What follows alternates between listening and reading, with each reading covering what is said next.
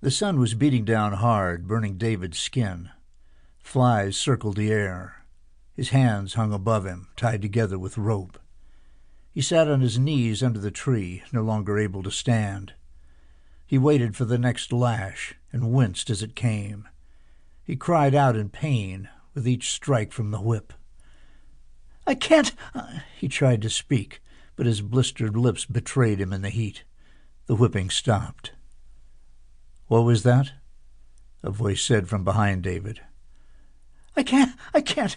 Kill me, please." The voice walked to the front of him. That's when he saw the boy. No, not you. You're just a dream. You're just a bad fucking dream." David pulled at the rope as he screamed. "I'm not a bad dream, David. I'm the worst. Like I told you, this will never end. I'll come back, again and again, till the day you die." John rubbed the back of David's filthy head. "What the hell are you, huh? Just what the fuck are you?" John leaned against the tree, dragging the whip on the ground as he spoke. "Most people don't get to know me as well as you. I only visit people that lack a sort of conscience that comes to most people naturally. You, however, seem to have no conscience at all. So it looks like we're going to become pretty good friends. Which I guess is a good thing. Being dead, I don't have a lot of friends, so I could always use a few more." Saliva dripped from the corner of David's mouth as he forced a smile. "So what now? You gonna whip me some more? Big deal. I'll wake up and be fine. None of this matters. None of this is real." "You're a smart guy. You know that? You're right. In the morning, you'll be fine. You won't feel a thing when you wake up. It doesn't do you a whole lot of good right now, though, does it?" The lines on David's face crinkled. John walked behind David and let his whip fall from his hand. "Hey, David, do you like puppies?" David listened as the sound of barking grew louder in the distance. He jerked back as the first Rottweiler jumped at him, nipping at his skin. The dogs surrounded him, barking and tearing at him. John stood behind him.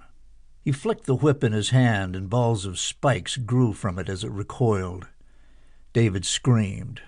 He screamed again as the flesh was torn from his skin.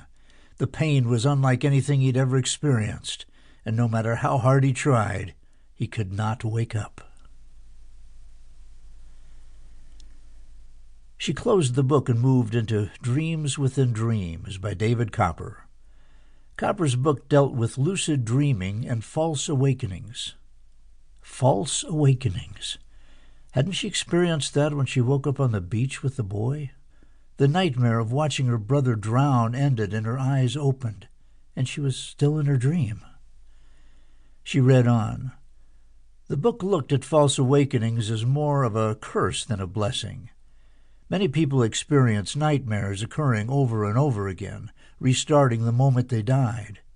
According to Copper, the only way to conquer the false awakening was with lucid dreaming. He described lucid dreaming as being both aware of the fact that one is dreaming and having the ability to control it.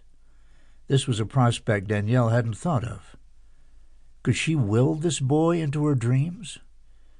Copper's book said nothing of willing your own dream into existence. It only detailed ways to control it once you knew you were dreaming it.